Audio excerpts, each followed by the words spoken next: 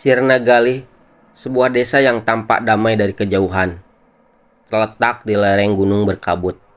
Jalan masuknya kecil dan dikelilingi hutan bambu yang berdesir lirih saat angin turun dari puncak. Meski suasananya tenang, penduduk Sirna Galih tak pernah benar-benar tidur nyenyak. Setiap malam, suara aneh sering terdengar dari arah bukit dan pemakaman tua, seperti langkah kaki yang diseret, lolongan anjing yang terputus mendadak, hingga suara tangis yang entah milik siapa. Warga desa terbiasa menutup pintu rapat sebelum matahari terbenam, menggantungkan raja dan kembang di jendela sebagai penangkal. Tak ada anak-anak yang berani bermain hingga malam, dan orang-orang tua melarang siapapun menyebut nama-nama arwah setelah adzan maghrib. Konon, desa ini menyimpan rahasia kelam, kisah pesugihan yang gagal, perjanjian setan yang belum lunas, dan arwah-arwah tak tenang yang mengintai dari balik kabut. Di ujung desa, tersembunyi sebuah makam tua tanpa nama, terlindung semak belukar, dan dikelilingi ladang singkong. Tak ada yang ingat siapa yang pernah dikubur di sana. Warga menyebutnya kuburan setan, karena tak pernah ada doa atau tahlil dipanjatkan di sana. Batu nisannya sudah retak dan tenggelam sebagian dalam tanah. Anehnya, meski tak pernah dikunjungi atau dirawat, tanahnya selalu tampak basah, seolah baru digali. Beberapa orang yang lewat mengaku mencium bau anyir dan bunga busuk saat angin malam bertiup dari arah makam. Dan setiap malam Jumat Kliwon, dari balik pepohonan yang meranggas, terdengar suara lirih seperti orang merintih. Pernah ada anak kecil yang penasaran dan mendekat siang hari, lalu jatuh sakit mendadak dan meninggal seminggu kemudian. Sejak itu, warga sepakat membiarkan makam itu dikelilingi ilalang, berharap siapapun yang dikubur di sana tidak merasa terganggu dan tidak keluar. Suatu pagi, tubuh Pak Rahman ditemukan tergeletak kaku di sawah miliknya. Matanya membelalak seperti melihat sesuatu yang sangat mengerikan, dan mulutnya terbuka tanpa suara. Tak ada luka di tubuhnya, namun kulitnya kebiruan dan dingin. Anehnya, pada pergelangan tangan dan kakinya terdapat bekas lilitan yang menyerupai tali kapan basah, seperti bekas ikatan jenazah. Istrinya mengaku malam sebelumnya Pak Rahman sempat menggigil hebat. Katanya merasa ada yang menatapnya dari balik jendela. Setelah kematiannya, warga yang melayat merasa suasana rumahnya ganjil, dingin, sunyi, dan di sudut ruangan tercium bau tanah basah bercampur dupa. Malam harinya, suara ayam berkokok terdengar 3 kali, tepat pukul 2 pagi, padahal belum subuh. Beberapa orang melihat siluet putih berdiri di pematang sawah milik almarhum, melayang pelan lalu menghilang di antara pepohonan kelapa. Kediaman Pak Karta, kepala dusun Sirna Galih, malam itu menjadi porak-poranda oleh jeritan anak bungsunya yang ketakutan. Sang anak mengaku melihat sosok makhluk yang melayang di luar jendela kamarnya. Matanya kosong dan tubuhnya dililit kain putih kotor yang menggantung basah. Pak Karta mencoba menenangkan keluarga, namun malam itu mereka semua tidur dalam ketakutan. Esoknya, di dinding luar kamar anaknya, ditemukan bekas telapak tangan berlumpur, seperti bekas mayat dari dalam tanah. Sejak malam itu, Pak Karta berubah. Ia jadi pendiam, sering termenung, dan enggan keluar rumah.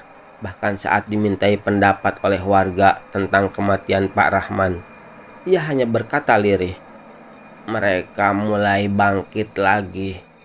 Konon, Pak Karta pernah membantu menggusur tanah kuburan tua saat proyek pelebaran ladang, dan sebagian jenazah yang tak dikenali dibuang begitu saja.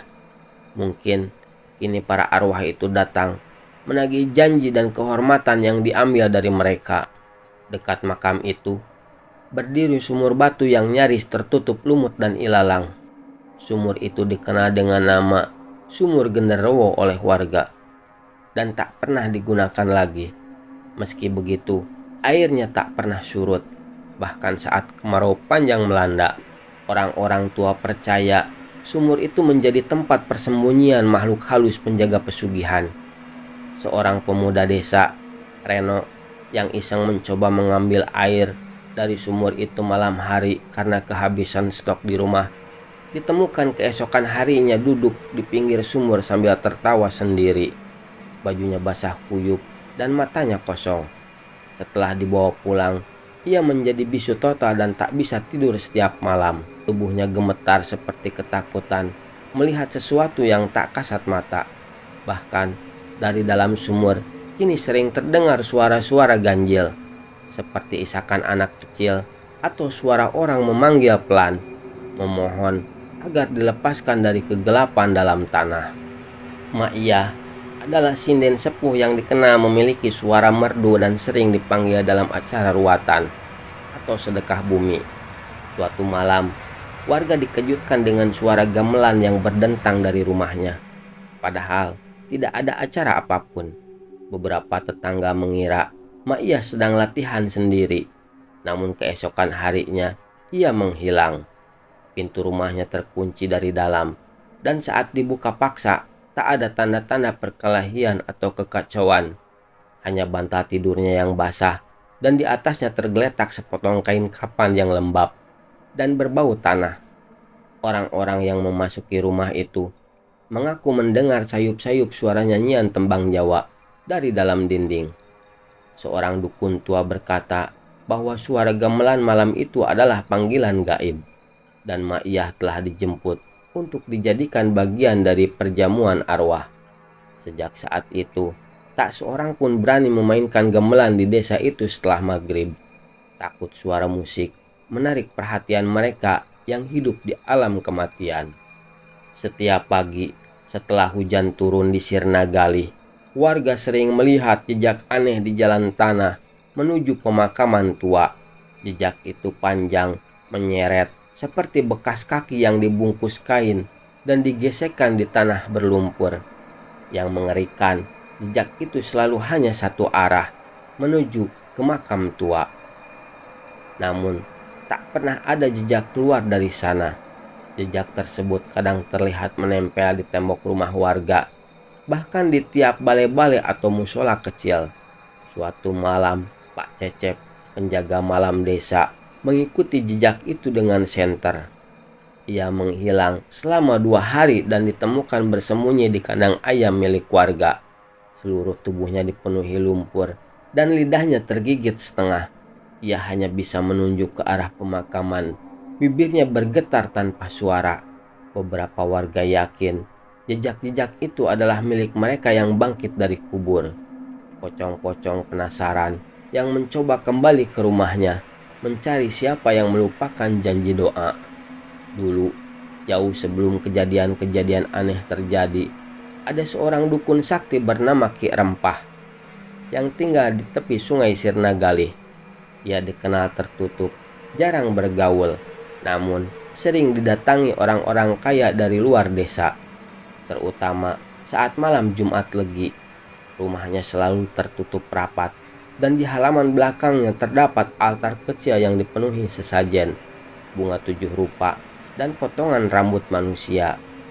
Suatu malam, warga menemukan rumah Ki Rempah kosong, terbakar sebagian, namun tak ditemukan jasad atau barang berharga. Tapi yang paling aneh, altar di belakang rumah itu utuh, dan di atasnya terdapat tengkorak yang tersenyum, serta tulisan darah di dinding. Perjanjian belum lunas. Sejak hilangnya Ki Rempah, gangguan gaib di desa semakin sering terjadi.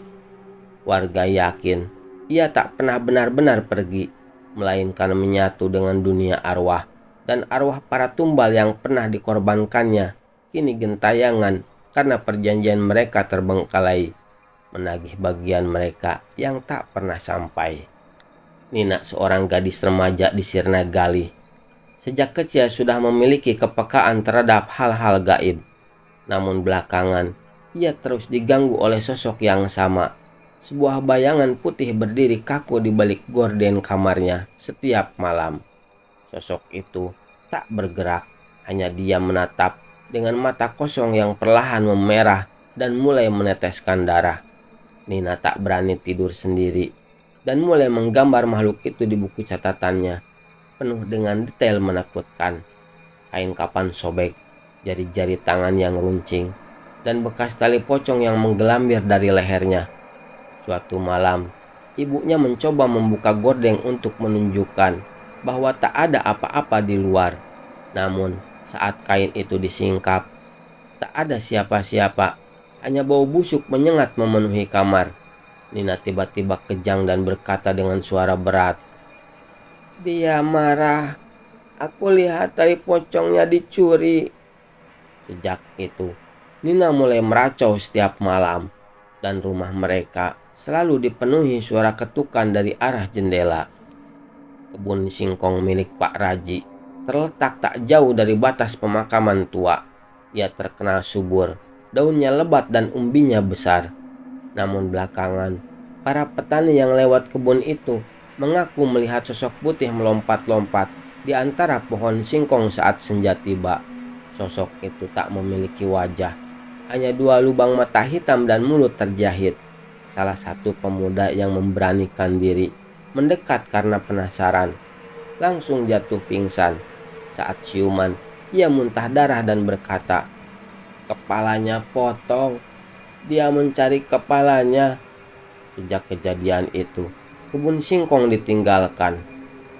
Daun-daunnya menghitam dan pohonnya layu meski musim hujan. Suatu malam, terdengar suara seperti benda berat yang diseret dari arah kebun.